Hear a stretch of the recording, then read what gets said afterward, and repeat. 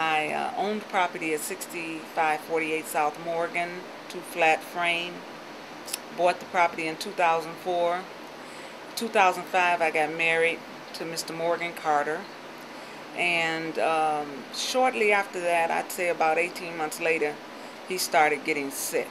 We ran our own business, and once he started getting sick, our income started varying, and it diminished more and more the sicker he got.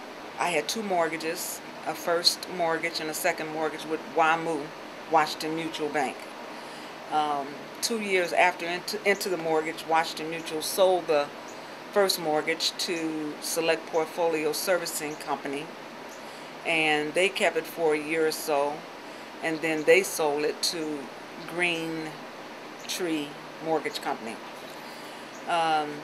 Green Tree made an offer to me because I was in foreclosure at that time, and said that I could do a deed in lieu of foreclosure, so that that would take everything off my credit and I would walk away without any issues.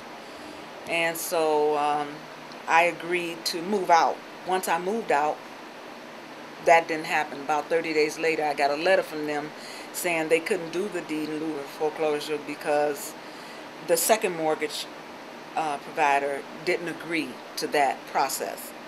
So I ended up moving from my home. I lost that home, and then my husband died 2 months later, and then I began to, well, my income just went from what it was to zero. I was depressed for a couple of years.